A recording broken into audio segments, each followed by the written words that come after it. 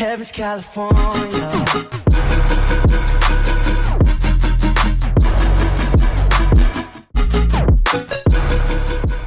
Yo guys, what is going on? Welcome back to another video. And then for those of you who maybe sat there in your chair wondering where the Weekend Wanderers Creamer has been, obviously because numbers not upload Saturday, Sunday or Monday or today. I wasn't planning to upload today. I was planning uploads on Saturday and Sunday, but I was playing a lot of Ultimate Team. I'm back on Ultimate Team now, and we know the weekend is hectic for Ultimate Team players. So, you know, I'll talk about more of that and what we're going to do regarding that in tomorrow's Creamer video. There will be one up tomorrow. But our main focus of attention today is the Manchester United game that went down yesterday, away from home against West Brom. A 2-1 victory for Manchester United. But it was, again, a very, very shaky one. And, you know, I like to pull up Sky Sports, and I like to pull up BBC Sport. But what did we have? What did I think of the game? I was impressed by the left-hand side of the pitch. Ashley Young and Rashford there. First of all, actually, we should talk about the goals. Romelu Lukaku and Jesse Lingard and Gareth Barry getting on the score sheet yesterday. Rom didn't celebrate his goal again, which, you know, there was I listened to the commentators, a couple of people saying, oh, it might be out of respect from West Brom.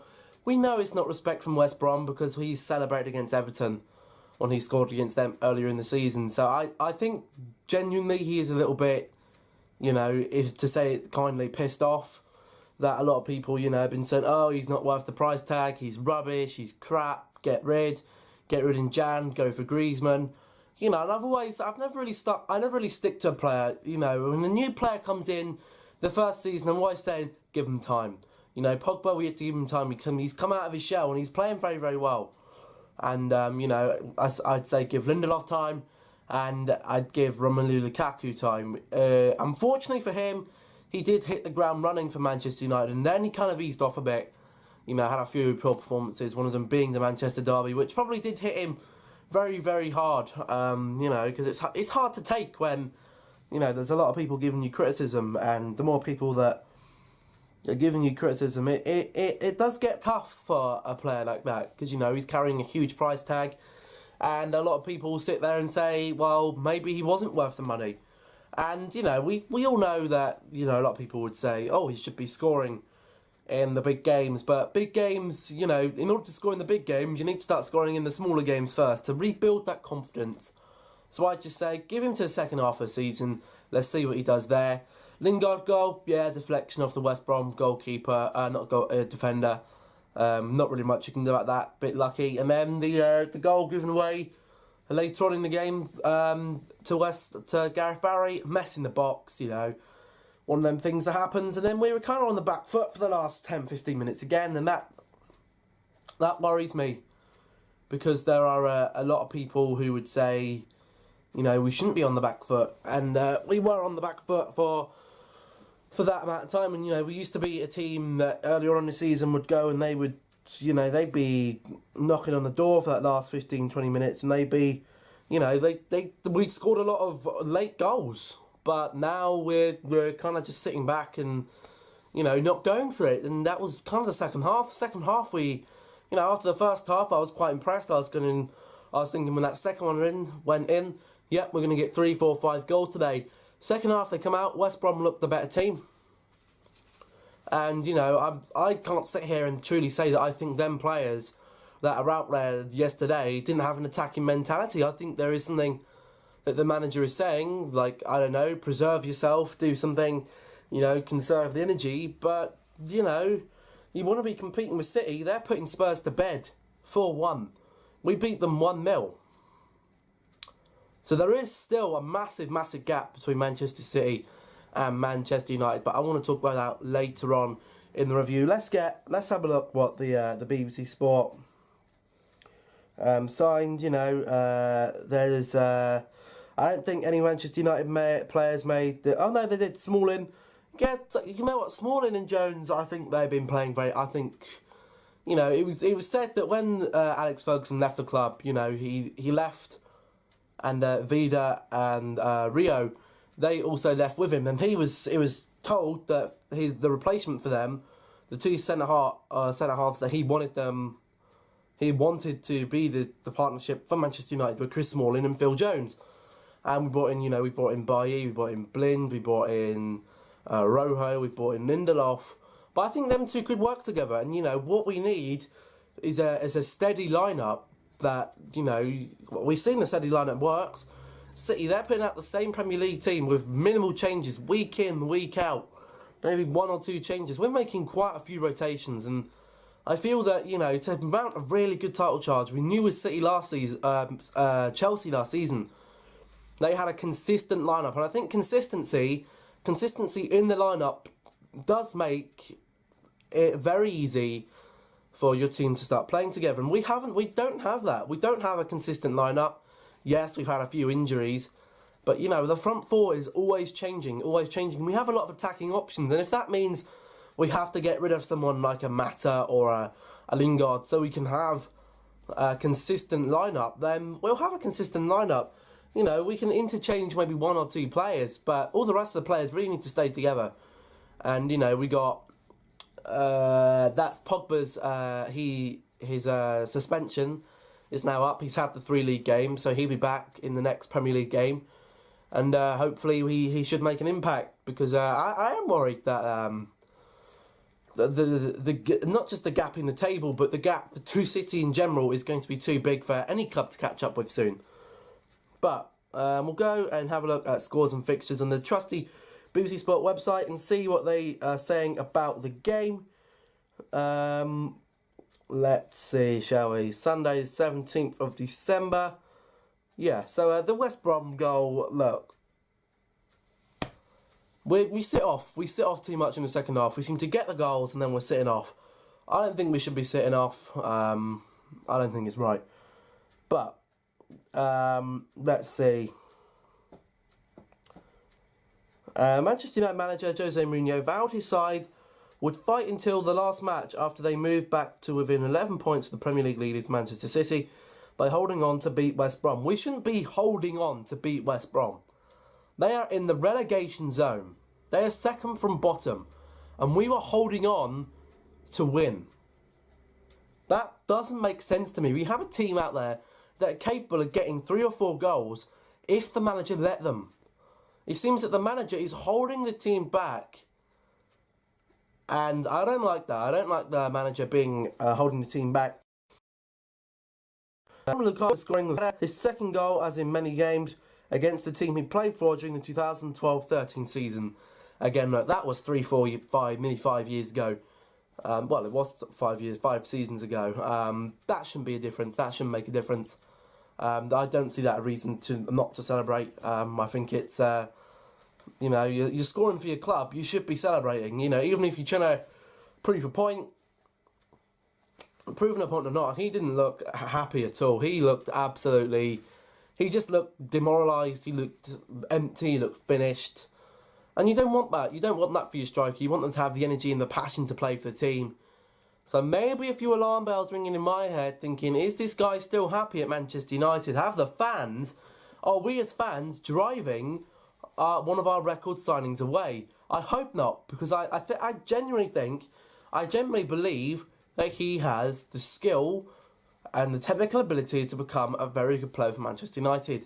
If people gave him the time of day and gave him time to settle into the team, and Jose Mourinho and the rest of the players to adapt to his playstyle. That's what we need to be doing, adapting to his playstyle, and he should be able to reprimand his £75 million price tag.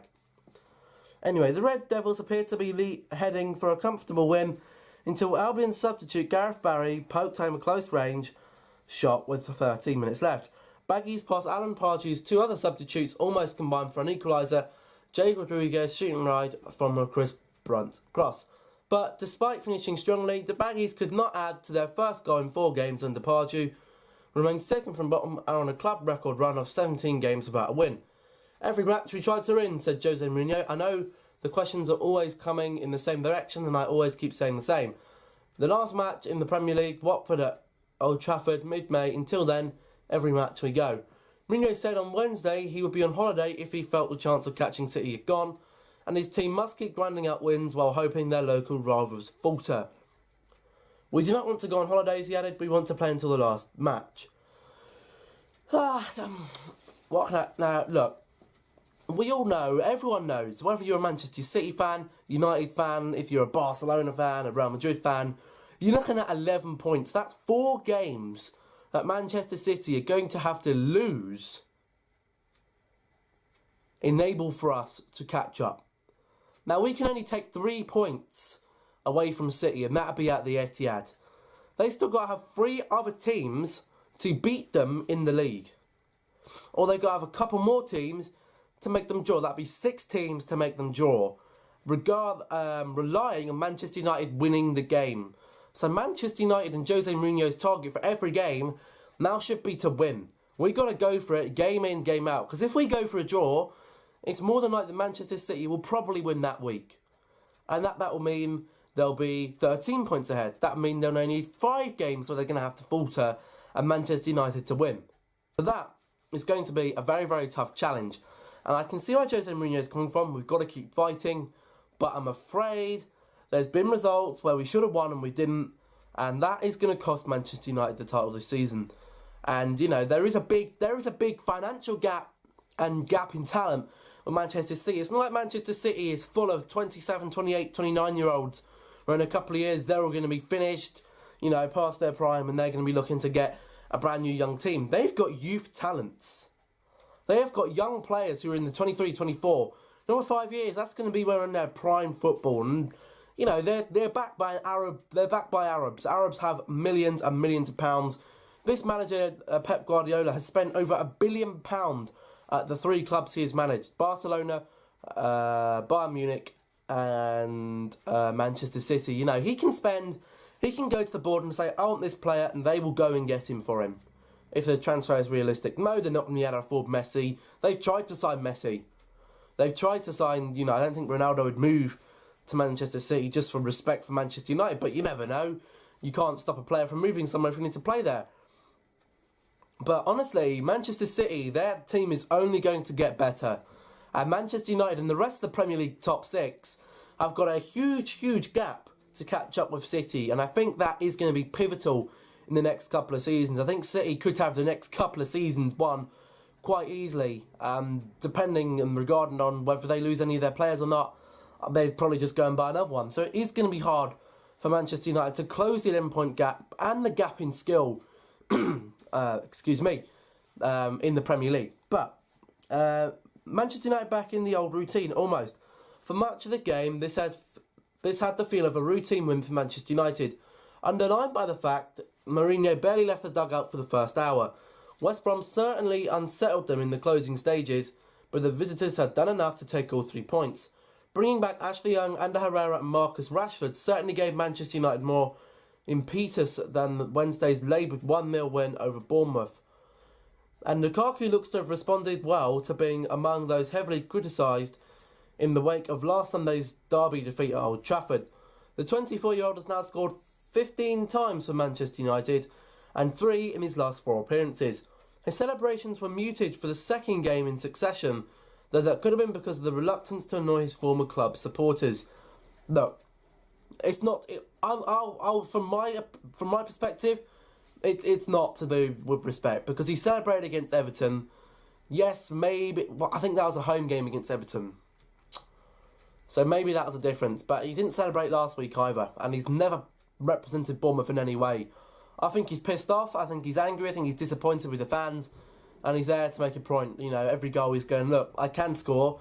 Get on my side. You know, support me as a player, like we've always done. You know, Manchester United fans have always supported their team, whether we've won or lost. We haven't grilled them. We never did grill them when we were in the Sir Alex Ferguson era, and we shouldn't be doing that again. And it does hurt players when media and the fans criticising them. And, you know, he will see that.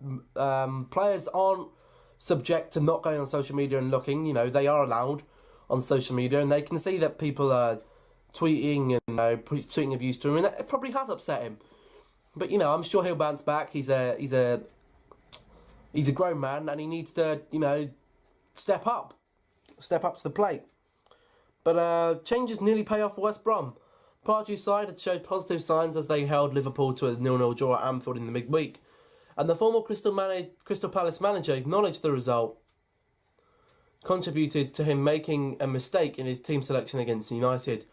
"I wanted to show faith, but should have brought fresher legs in," he said. "I have to accept the blame." Pardew attempted to enhance his side's attacking play by giving 20-year-old Oliver Burke his first Premier League start. The Scotland international had a few chances to show his pace on the right, though he did offer glimpses of why West Brom spent £15 million to buy him from RB Leipzig in the summer.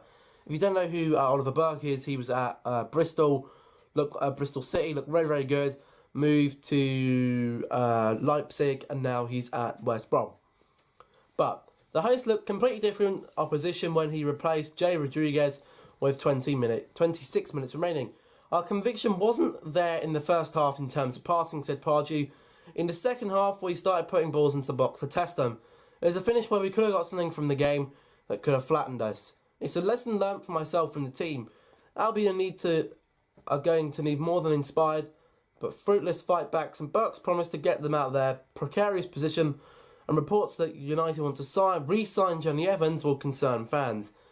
Captain Evans leads an air of solidity at the back, but he's going forward where his side, with just 13 goals in 18 league games, needs something to change very quickly." Man of the match actually went to Nemanja Matic. A few stats here. Manchester United have won their past 3 away Premier League games, one more than they managed in their previous 10 on the road. Lukaku has scored 10 goals in his past 11 league appearances at the Hawthorns, a run which spans games for West Brom, Everton and Manchester United. And I believe that is it. United have a busy week this year. This week they've got a trip to Bristol City in the Carabao Cup on Wednesday, followed by a trip to Leicester on Saturday. So another 2 games coming up for Manchester United, and it is another. Bristol should be a fairly easy game. Hang on, no, it's not Bristol, is it? It is Bristol, yeah. So the lineups, just in case you didn't know, United started with De Hiya, Valencia, who actually went off injured. Hopefully that isn't a bad thing. Young went on to the right, and I believe Rojo came on the left. We had Jones and Smalling at the back, Young at left back, Herrera and Matic in the mid, Mata at right mid, Lingard at attacking midfield, Rashford on the left, and Lukaku on a load at ST. And I think that it was a bit worrying that we couldn't get more than we got from the game, but it is one of those things where, we got the 3 points and we can't really complain, but I just think the gap to City is too big in regards to skill and everything, and I can see, as long as Pep Guardiola is managing that team, I think they're one of the best, if not the best team in Europe right now. And, I'm expecting them to go quite far in the Champions League. I'm expecting a lot of the English clubs to go far in the Champions League. I think they've got the talent to do so. Obviously, you got Arsenal in the Europa League. What can they do there? Maybe we could have a double champions. Could Arsenal step up to the plate and get that Europa League? I think they could, on a good day. But we'll just have a look at what if Sky Sports have got anything to say. Looking on our Sky Sports here, one of the articles said, Jose defends Lukaku reaction and stated that it was down to the fact that Lukaku had enjoyed an impressive 2012-13 campaign with the Baggies on loan from Chelsea, while the United boss also put down to his lack of enthusiasm after the opener down to maturity. When quizzed by Jeff Shreves on Lukaku's celebration, Mourinho said, I didn't celebrate too, nobody was happier than me. It's just a question of profile. I'm happy with the victory, but 15 years ago I look at myself celebrating and that's a shame. But with maturity you go to levels where you can control your emotions better, unless, I repeat, you score a winning goal in the last stage of the game. Also, I think Romelu had a fact that he was a happy kid at West Brom. He was a kid that was given all the conditions here to have the evolution he had, so probably in the back of his mind is that love for the club. It was Lukaku's 5th goal against his former employees, and the header came before Lingard's deflected strike put United in control before half-time. Mourinho said his United side had anticipated West Brom's physical response, referencing former boss Tony Pulis as a reason for the danger at set pieces. We were the best team, but I knew before the game that this is going to be really dangerous on set pieces. Tony's an expert on that. His teams are strong physically. We knew they could create the problem at any time. We controlled the game for a long time, and then of course Alan reacts. He makes a few changes to give them more width. We had a few chances to kill the game, but when you don't, I knew they would react. That's normal. I don't think our concentration dropped. Probably less ambition and that intensity we had in the first half we lost in the second half.